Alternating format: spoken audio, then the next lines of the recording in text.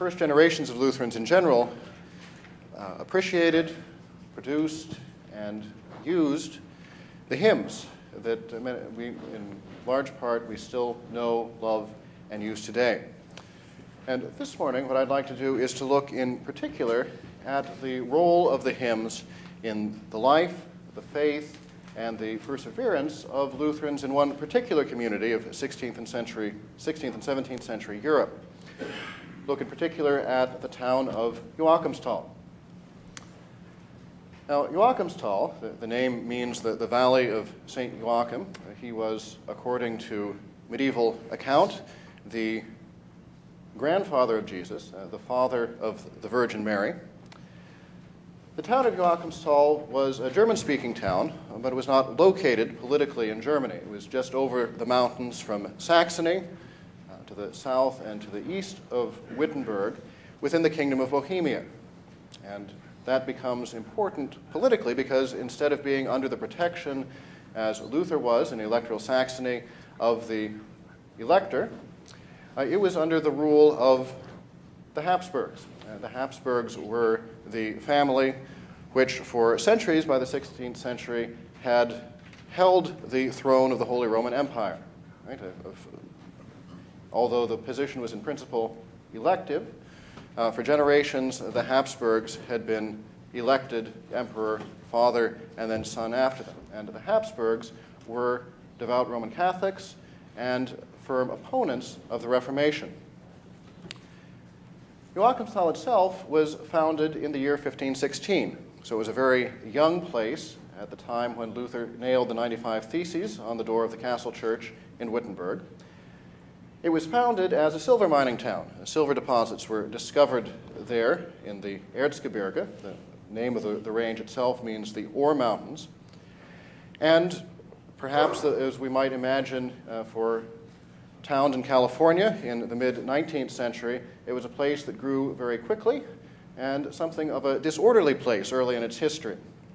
To give you an idea of how quickly it grew, having been founded in 1516, by 1520, when it was granted the privileges of a town, it was home to 5,000 miners and citizens, and at its peak in 1533, it held over 18,000 inhabitants, and that has to be put in context at a time when the largest cities in Germany had only about 40,000 inhabitants. So it became quite a large place, although for a relatively short time. It was a sort of a boom town, and it began to decline later in the century, of course, as the veins of silver were played out.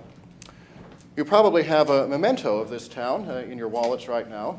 The dollar gets its name from the Joachimsthaler, the coin that was minted in the silver in Joachimsthal. It became the standard silver coin of 16th century Europe, and the thaler then becomes the American dollar. Right? So it's a little piece of Lutheran history you have carrying around with you. Well, most of the miners who came to Joachimsthal came from Saxony, which was directly over the border, and brought what they knew of Luther's teaching with them. It was a place where the Reformation began to be preached quite early. And the evangelically minded clergy, as well as the laity, sought to present Luther's ideas, the theology of the Scriptures, in a variety of forms. So in addition to the coins intended for circulation, for use as coinage, the mint in Joachimsthal also produced silver medallions with biblical scenes depicted on them, and often scriptural mottos intended to emphasize the basic scriptural themes of the Reformation around the edge. The Reformation was reflected in the artwork. Altarpieces by the Wittenberg artist Lucas Cranach were commissioned, including a glorious altarpiece depicting the relationship of law and gospel, which was in the main Joachimsthal church until it was destroyed in fire, unfortunately, in the late 19th century. But perhaps the most effective means of conveying Luther's religious message to Joachimsthal society, however, was the Lutheran music, which resonated through the streets, schools, churches, and homes of the town. It's no coincidence that Luther's most consistent supporter in Joachimsthal during the first decade of the Reformation, and then for some 30 years thereafter, was the cantor of the church and Latin school, a man named Nikolaus Hermann. Hermann was born and educated around Nuremberg in Franconia, toward the south of Germany, but he came to Joachimsthal about 1520 to serve as cantor in the school that had just been established there. And he quickly became an active supporter of Luther's religious and pedagogical reforms. He used his position as cantor to introduce Lutheran music into the services of the Joachimsthal Church, as well as into the curriculum of Joachimsthal's schools. Joachimsthal had both a Latin school for boys who were going to go on to the university, as well as a girls' school for the girls of the town. But at least early in the 1520s, Hermann, as a convinced Lutheran, was isolated as a succession of Protestant radicals on the one hand and Catholic conservatives on the other passed through Joachimsthal as preachers or as rectors of the school. Joachimsthal was very much bound up with the controversies going on in the 1520s in Germany. The Wittenberg dean, Andreas Bodenstein von Karlstadt, we mentioned yesterday, disliked religious images as well as religious music, addressed several of his tracts to members of the Joachimsthal town government. He was active there.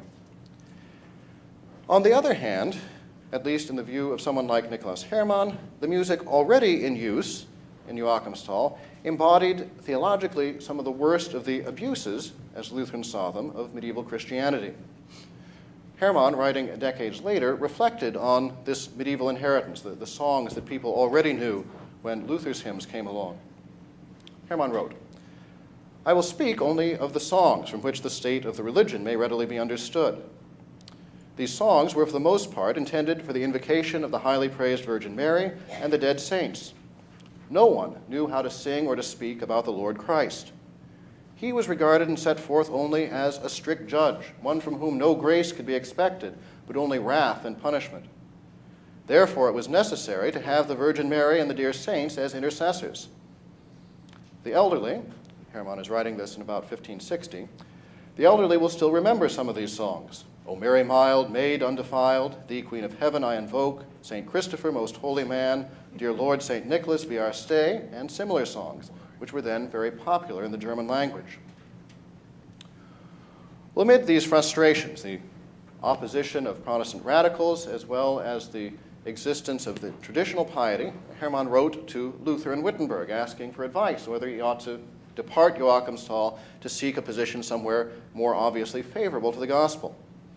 In response, Luther wrote a letter to Hermann, which survives, encouraging him to be patient and to remain at his post. "Who knows," Luther wrote, "what God may yet plan to accomplish through you." In addition to that letter, Luther provided a more practical help to Hermann in the same year, in 1524, with the publication of this first Wittenberg hymnal, a book intended for men exactly like Hermann, a book, you recall, with 4- and 5-part settings of Lutheran hymns for the use of teachers and students in the schools. And Hermann apparently put this to use immediately within the Joachimsthal schools. By the beginning of the 1530s, Hermann's frustrations were finally alleviated when he was joined in Joachimsthal by another convinced Lutheran, the recent Wittenberg graduate Johann Mathesius, who served first as rector of the Latin school and then, after further study in Wittenberg, as pastor in the Joachimsthal church from 1545 until his death in 1565. And from that 20-year pastorate, there still survive about 1,500 of the sermons that Mathesius preached, were put into print either during his lifetime or then by his heirs after his death. So we have a remarkable amount of information about what was being preached from the Joachimsthal pulpit over Mathesius's pastorate. Well, under the joint influence of these two Lutherans, Hermann and Mathesius, Joachimsthal developed the key institutions that supported Lutheranism during its period of official establishment.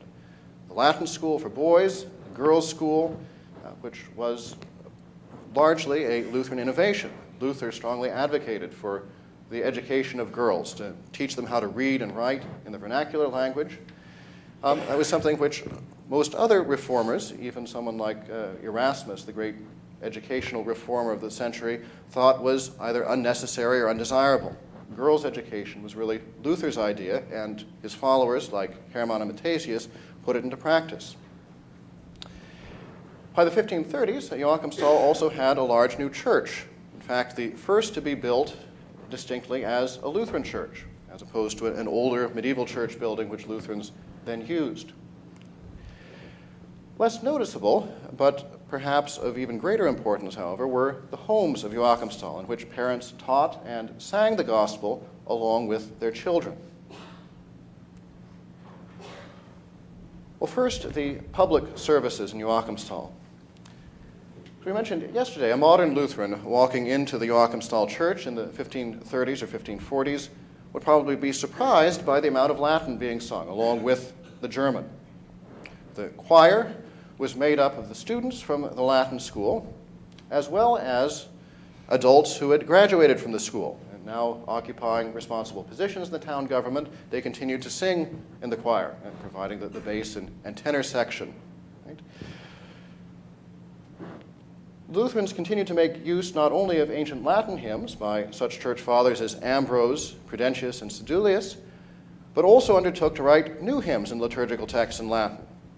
So part of Hermann's duties as cantor was to prepare big manuscript books. I mean, these are the kinds of things that choirs sang off of. Latin manuscripts for the use of the choir. But of course, the congregation also sang, led by the choir singing for these occasions in German. Sometimes the school choir and the congregation would sing the liturgy in alternation between Latin and German. The choir might first sing the creed in Latin, Credo in Unum Deum, and then the congregation would sing Luther's hymn setting of the creed. We all believe in one true God.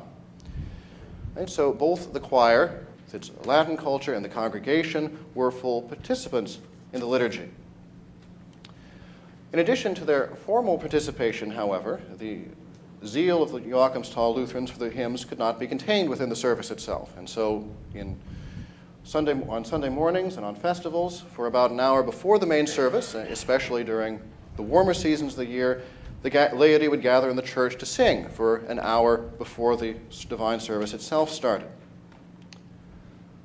In addition to his responsibilities as cantor, which involved him mostly in the Latin music of the church, Hermann also began to compose German hymns for the use of people of Joachimsthal, some for use on special occasions in the public life of the church, some in the style of the traditional minor songs, but especially he wrote for the children of the town, and in particular, writing in German for the students in the girls' school, where the instruction was in German rather than in Latin. By the last years of his life, Hermann published 2 volumes of these collected hymns, a collection on the gospel readings of all the Sundays of the church year, the Sonntagsevangelia, and then a collection of hymns based primarily on Old Testament narrative texts, the histories of the flood, Joseph, Moses, Elijah, Elisha, and Susanna, published a few years later. These became tremendously popular in the presses of 16th century Germany, coming out in more than 50 editions just on their own before the end of the century. And as they were published, they were intended not simply to be sung in the schools, the context for which Hermann had originally written them, but especially as his prefaces for the hymnals and those of the pastors who helped to sponsor their publication pointed out, especially by parents and children at home. And a number of these are still a living part of our musical heritage. So I'd like to take the opportunity to sing throughout the rest of our presentation today some of these hymns which Hermann wrote originally for the people of Joachimsthal. The first example I'd like to look at is one which I've translated. It's on the back of the sheet that was handed out here. And this is one of Hermann's Easter hymns, Erschienen ist der Herrliche Tag. And it is an example of how Hermann tried to encapsulate biblical narrative and biblical theology in such a way as to present it to the children of the girls' school and then to the congregation at large. And so the melody is perhaps a familiar one. It was included as a setting for some of the hymns in the Lutheran hymnal and in Lutheran worship, although it seems to have vanished from LSB now. But the words are translated from Hermann's German text, the Easter hymn. So this is the joyous day of days.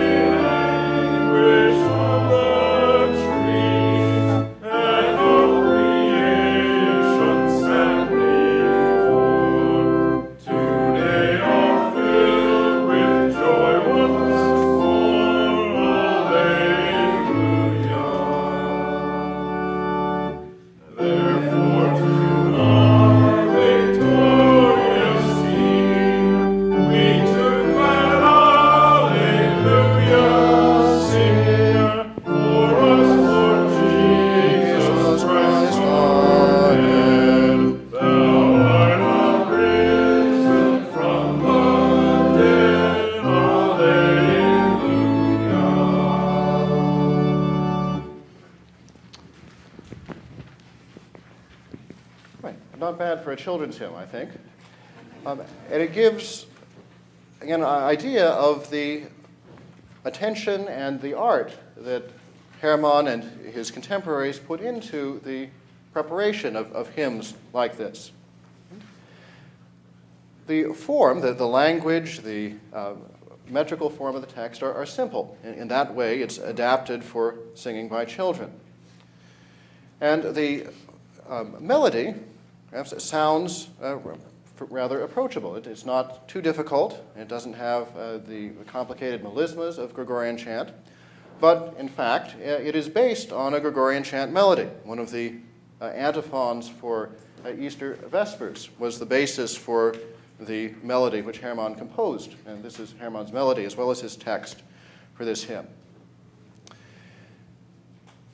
What a wonderful way to remember the biblical text, and not simply the narrative, the gospel narrative of the resurrection, but also the many biblical connections that Hermann explores, the Old Testament connections, the types of Jesus' resurrection.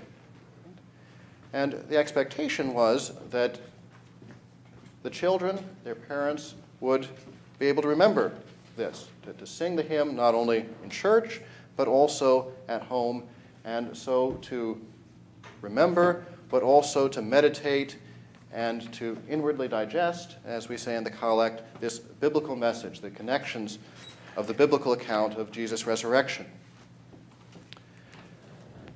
Another example of the way in which Hermann took Luther's theology and presented it to the children and to the whole congregation in hymn form is probably the best known of Hermann's hymns, his Christmas hymn, Let All Together Praise Our God, which is at number 389 of the Lutheran Service Book, if you'd like to open to it to look at it. This is a hymn whose theological background is some of the most basic presentation of Luther's theology, as set forth, for example, in his famous 1520 treatise, The Freedom of a Christian. And in particular, the idea of what Luther calls the fröhliche Wechsel, or joyous exchange. The exchange that takes place between the righteous Christ on the one hand and sinful humanity on the other. Exchange in which Jesus gives us his righteousness and holiness and takes upon himself our sin. And Hermann puts this doctrine, again, which Luther expressed there in prose form and in the language of discursive theology, and puts it into the language of a hymn. Again, a simple hymn for children, but one of great theological profundity. Right? So if we could, shall we sing the first 5 stanzas of Let All Together Praise Our God, number 389.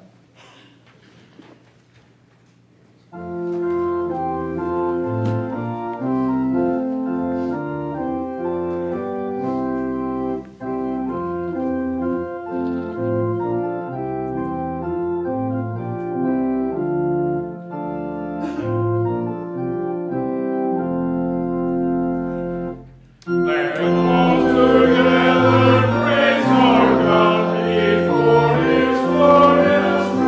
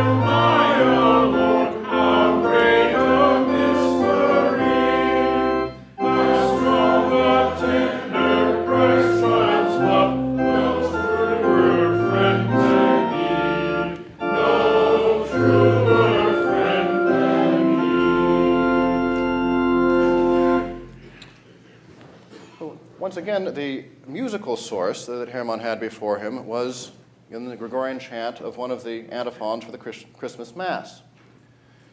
Here, however, the form that Hermann puts the melody in is more clearly that of a folk song. That is, he doesn't adopt a melody that already existed, but the form, the stanzaic form, is that of one of the traditional minor songs. And one of the signs of that is the repetition of the last line, which was typical of the songs that the miners sang. So he engages with, again, in this song for children, originally intended for use in the household, with the musical patterns which are familiar to them. Now, in making that observation, we should also say that one can look at that as being popular music, but that meant something quite different in the 16th century than it does now. That is, today popular music means music which is marketed to the population in general. In the 16th century, of course, there were no recordings, no MP3 players. Popular music was the music that people sang for themselves and their children. They were not simply consumers of music, but producers of it. And for example, the miners singing their secular songs about their work were, according to Matthesius' sermons, accomplished enough musicians in their own right to improvise in two-part harmony as they sang. Right? So a rather sophisticated form of music, which Hermann is adopting here for the purposes of his children's song. And indeed, it was sung, we know from Matthesius' sermons again, in the Joachimsthal church at Christmas. So alongside the Latin liturgy, the German hymns of Luther, apparently the children of Joachimsthal, the girls, would also sing while dancing before the altar as part of the Christmas celebration. And so this combination of traditional culture of the church, the Gregorian chant, the new Lutheran musical culture of Luther's hymns, as well as the participation of the children.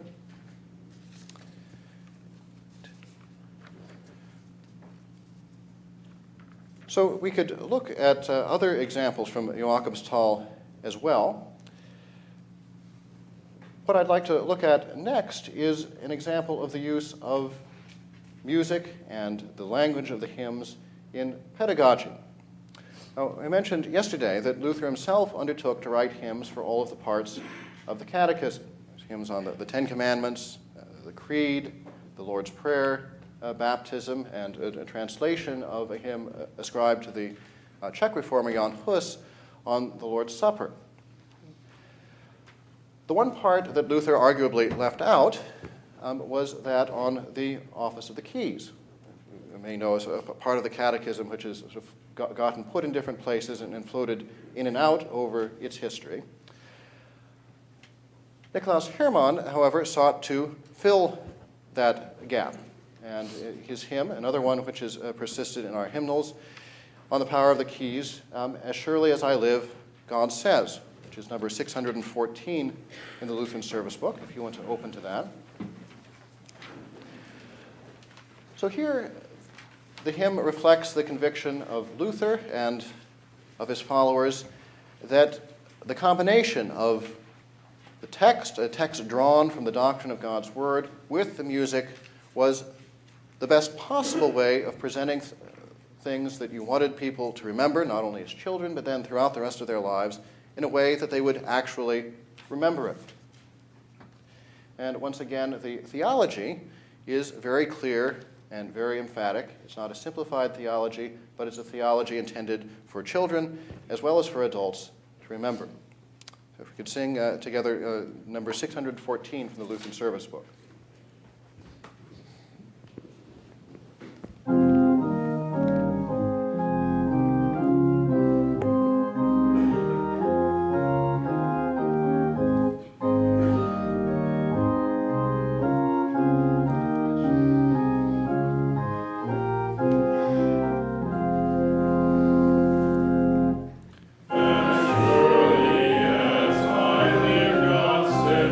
I will not see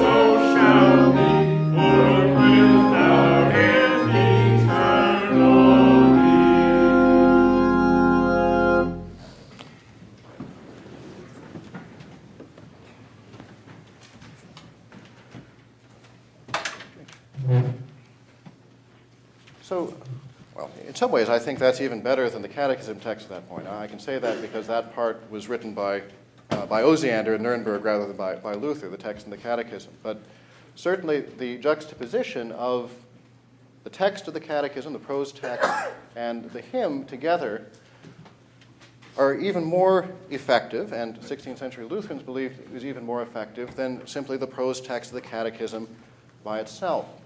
And Matthesius and other Lutheran preachers in the 16th century drew upon that presumed familiarity of the children and the adult members of their congregations with the hymns in their preaching. And as Pastor Stuckwich mentioned yesterday, a sermon is much more difficult to remember when you get back home for lunch than the hymns. And the Lutheran pastors acknowledged this, and they tried to make their sermons more memorable by incorporating references to the hymns within them. Matthesius would not infrequently preach on hymn texts, right? Preaching on Luther's A Mighty Fortress, stanza by stanza, as an exposition of Psalm 46. And encouraging then their congregation, parents and children of entire households, to talk about the hymns together when they went back home. That is, when you used the hymn at home, it was something not simply to be sung, but something to be meditated on, both by yourself, but also as a family. And the pastors regarded this form of the application of God's Word, the singing and meditation on the hymns at home, as being, again, at least as important, or an extremely important complement to the preaching that went on in the church. The Wittenberg superintendent Paul Aber wrote in the preface to one of Hermann's hymnals, quote, "Among the manifold ways of applying and using God's Word, this is far from the least, that God's Word is put into rhyme and songs and set before the young laity, with the result that the youth, who in any case take a natural delight and joy in songs and sooner learn and longer remember them than what is presented to them otherwise, they not only are excited and stirred to devotion in the public assembly of the church, but also retain the word along with the songs and take it home with them. And when they are alone or occupied with other work, they sing them, and thus think more deeply about God's word and every day meditate better upon it. And without doubt, God is active through his Holy Spirit in the hearts of many who make diligent use of such Christian songs, so that good thoughts are awakened in their hearts, and they are led to thanksgiving, to prayer, to patience, obedience, steadfastness in faith, and to confession, and are comforted amid temptation and discouragement." So although the use of the hymns in the school, church, and even in the streets of Joachimsthal, where the school choir would often sing in procession, the ultimate goal of Lutheran preachers and musicians like Matthesius and Hermann was to see to it that the hymns were used at home. Lutherans of the town recognized that the success or failure of Lutheranism there ultimately depended on its fate within the household. So both Matthesius from the pulpit and Hermann with his hymnals sought above all to encourage this cultivation of Lutheran hymns and the Lutheran doctrine that went along with it in the home. And Lutherans' books of hymns, these 2 volumes, did much to encourage and support such family devotions throughout Lutheran Germany. Aber, again, in the preface to Hermann's hymnal, described this kind of household devotion. He writes, "Christian fathers and mothers," and that's very frequent in the text. I mean, sometimes only fathers are mentioned, but both in the titles and in the prefaces, it becomes clear that the Lutheran preachers regarded both parents, and sometimes especially the mother, as taking a key role in the cultivation of this piety. He writes, "Christian fathers and mothers who hold God's word dear will be able to manifest their diligence by accustoming their children and servants to the hymns, singing along with them themselves, and sometimes explaining and expounding them stanza by stanza. And household sermons of this kind, without doubt, yield great benefit, so that many unlearned people are able to comfort and encourage themselves more amid distress and temptation with one of these hymns than from a lengthy and carefully arranged sermon." Again, a rather remarkable admission from a man whose business was, in large part, preaching such sermons from the pulpit. It's remarkable that the Lutheran pastors and preachers acknowledge that really it is the hymns who have at least as much power as the sermons they preach. So the hymns played a key role within household religious instruction and devotion. They also played a key role in the spiritual care of the members of the household for one another. And again, the Lutheran pastors were very interested in cultivating and encouraging this. Well, Aber, as we've seen, claimed that the hymns enabled lay Christians to comfort, instruct, and greatly encourage themselves and others, especially in time of need when no pastor is available. And in particular, he referred to his experience attending Christian women on their deathbed and the way in which they knew and were able to sing to themselves or have their children sing to them the hymns of the church in order to comfort them with the promise and the assurance of the gospel. Right? So Aber admitted that because of this, he felt almost unessential. And in fact, in many cases, when a pastor might not be able to arrive in time to administer spiritual care on the deathbed, this was extremely important as a practical matter to the preparation of families to care for one another, not simply in that kind of emergency, but in general, and especially through the words of the hymns.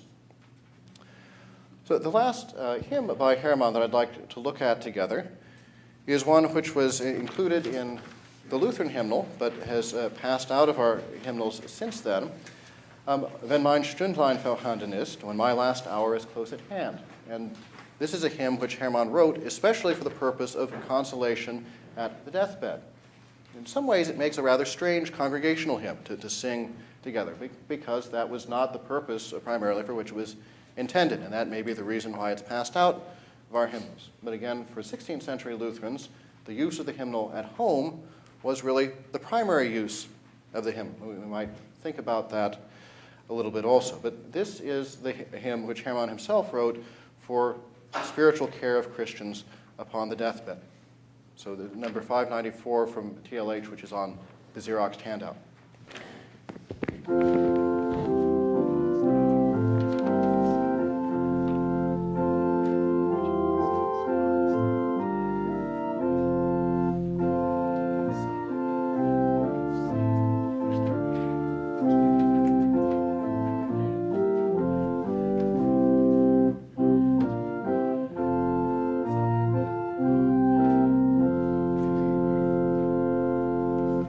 When my last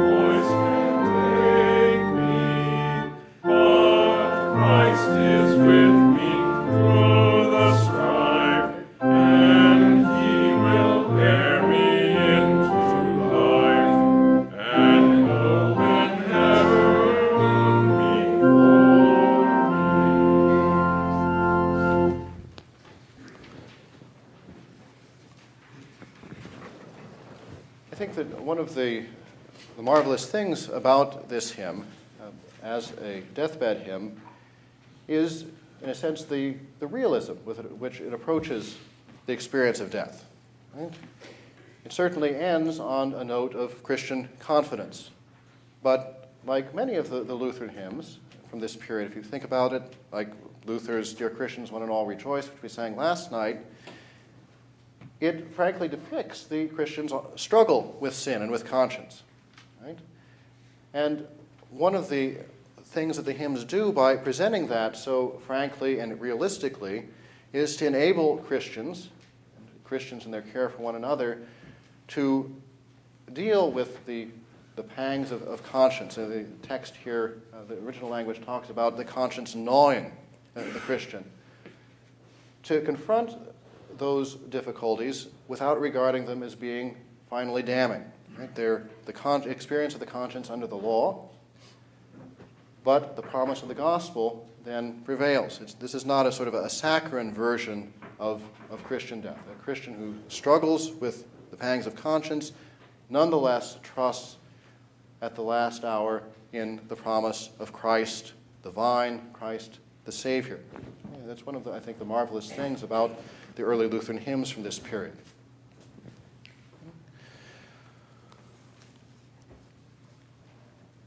Well, Lutherans, like Hermann and Mathesius and Joachimsthal, also elsewhere, self-consciously sought to equip not only the public institutions, the churches and schools, but also then the household and the home with the resources for instruction in Lutheran doctrine and for spiritual care. And they did so in both the practical and the theological conviction that that was really the ultimate purpose, or perhaps the most important thing which they could accomplish. We asked the question, what of Luther's hundreds of volumes of writings are the most important? And at least toward the end of his life, he identifies this little shelf of household books, the Apostles, the Catechism, the Prayer Book, the Hymnal. In practical terms, Lutherans were very much aware of the political frailty of their movement. Right? That if rulers turned against the Reformation, as they remained hostile in many places in Europe, that these public institutions could not survive for long. They were also convinced of that for theological reasons. Luther, for instance, in his preface to the book of Daniel, in his translation of the German Bible, interpreted Daniel chapter 12 to mean that eventually, in the last days of the world, the public preaching of the gospel would be suppressed, and Luther said would be preserved only by parents and children within their households. Luther's students, in particular here at Kyriakos Spangenberg, whom we met yesterday, took that in reference to the hymns in particular. He wrote, "Thus it is to be feared that Luther's own prophecy in the preface to Daniel will come to pass, and has already come to pass in many lands, that there will be no more pure public preaching, and the gospel will be preserved only in houses by pious Christian parents. These will find the hymns of Luther to be of great service and benefit. May God grant us his blessing and grace that they may use them well for admonition, instruction, and comfort." That situation, the basis of practical political anticipation, as well as on the eschatological expectation of the tribulation of the last days, came to pass, in fact, for the Lutherans of Joachimsthal in the midst of the 17th century. Recall that the town was located in Bohemia under the rule of the Habsburgs. They had tolerated Lutheranism in the town, even though they suppressed the Reformation elsewhere, largely for economic reasons. That is, if they drove out all the Lutheran miners, the mines would no longer be worked, and the income to the royal treasury would be disrupted. But as the wealth of the mines diminished on the one hand, and as the political situation shifted on the other with the advent of the 30 Years' War from 1618 to 1648, the political powers that be turned definitively against the Reformation in Joachimsthal. In 1623, the town council was ordered to expel the Lutheran clergy who had served the town. They fled over the border into Saxony, where they administered spiritual care to their congregation as best they could. Sometimes people would make the trip across the mountains over the border for baptisms or to attend the Lord's Supper. The pastors also wrote to their congregation, as we saw in the case of Augsburg last night, to encourage their congregation from whom they had been separated. Meanwhile, the laity of the town took it upon themselves to preserve Lutheranism as best they could.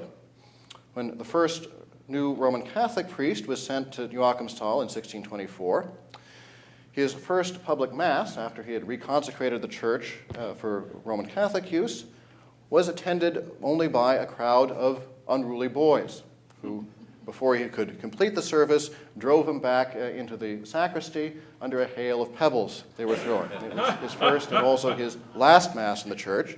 He wrote back to the Archbishop of Prague suggesting that it would be more effective to send a troop of soldiers to the town than a priest. Well, by 1625, a year later, a new Catholic priest had indeed taken up residence in the town. At that point, the main form of public resistance to Catholicization was passive. That is, the Joachimsthalers simply refused to attend Roman Catholic services or to send their children to the priest or the new schoolmaster for instruction in the Roman Catholic catechism.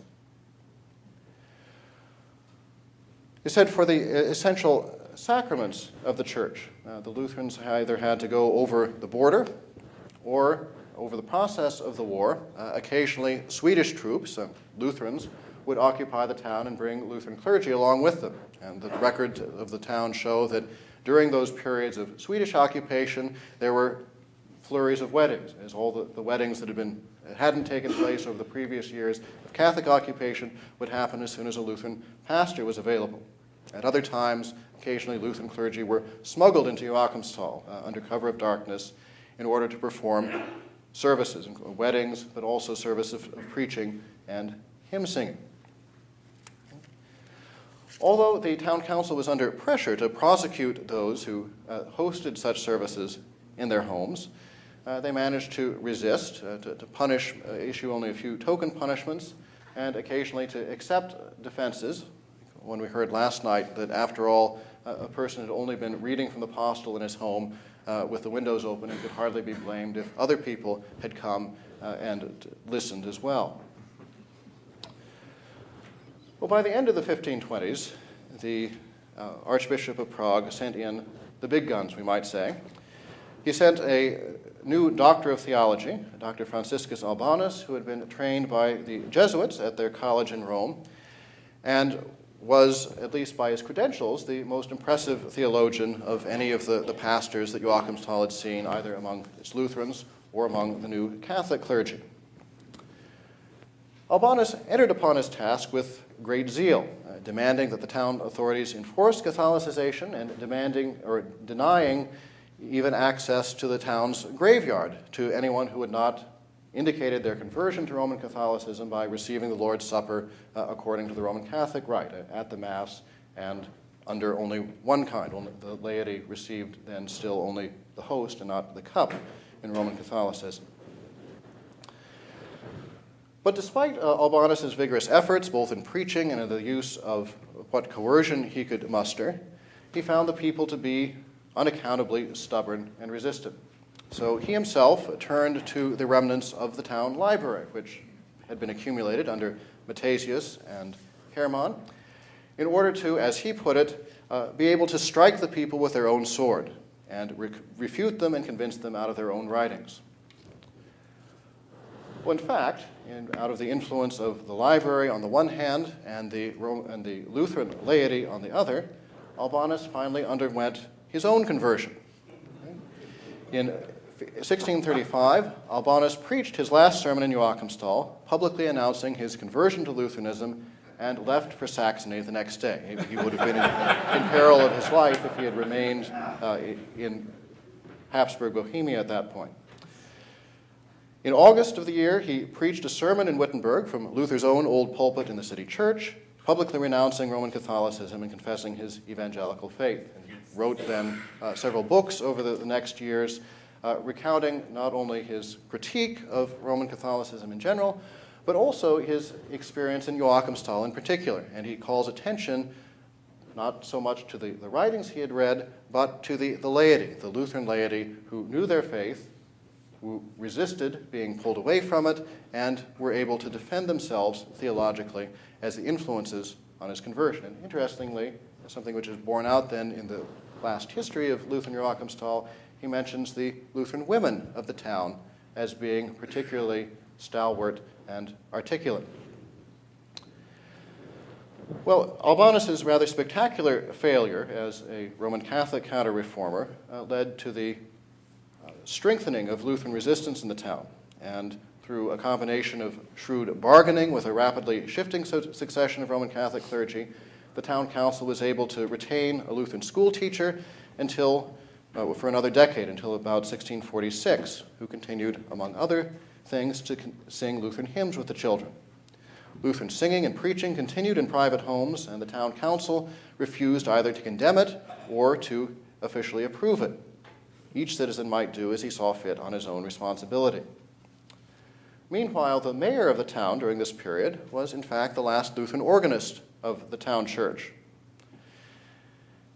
And in 1650, by the end of this period, after 25 years of official effort to convert the town from Lutheranism to Roman Catholicism, only 9 Roman Catholic citizens could be found. Not even enough to fill the town council or to force the still Lutheran mayor, the old organist, from his post.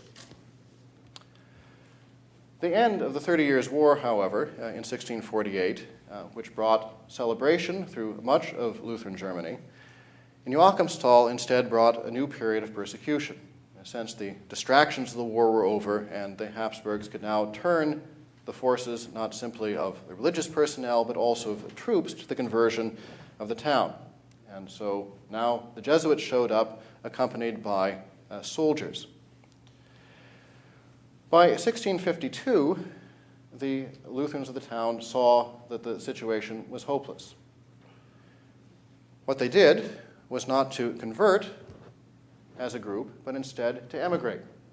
About half of the town's population made the trek over the border into Saxony, where the Lutheran elector, Johann Georg, had established a new city for them. It bears the name Johann Georgenstadt in his honor, and it still exists there.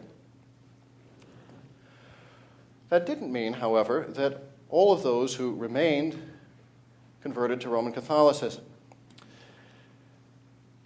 Despite the town council's denials to concerned imperial authorities, a number of parents evidently continued to take their children across the border into Saxony to be baptized, or deliberately sent them off for school or for apprenticeships in Lutheran lands where they might learn the evangelical religion as well as a trade. But above all, throughout these years, and then even after the eventual suppression of Lutheranism in the town, there remained the family, still gathered around its own hearth, away from the direct control either of the town magistrates or of the clergy. A place where even after prayer books and postils and hymnals had crumbled or been confiscated, and that was one of the main things the Jesuits concerned themselves with, was to confiscate the books that people had even in their houses. They saw that that was a key to finally uprooting Lutheranism from the town. But the hymns might continue to be passed on, even without the books. Their simple melodies and the rhymes handed down from one generation to another. So one of the last lingering traces of Joachimsthal's period of Lutheranism were Hermann's hymns, some of which were still being sung as wedding hymns in the Bohemian Erzgebirge as late as the 19th century. The hymns survive even after the public structures of Lutheranism had crumbled. If we were to take from this story, the story of Lutheran hymns in the 16th century in general, and the story of Lutheranism and its music, both during the period of flourishing in Joachimsthal and then during the period of persecution, and try to draw some sort of lesson from it for ourselves today, it might be something like this: that the patterns which sustained Lutheranism in Joachimsthal, both through good times and through bad, the union of public worship, art, and music, on the one hand, with the devotion and song of parents and children around the hearth on the other, the cultivation of the home, above all, as a place where faith could be passed on even as the public structure supporting it failed, these were, and I would argue are, the enduring legacy and model of Joachimsthal for Lutherans even today at the beginning of the 21st century. Thank you.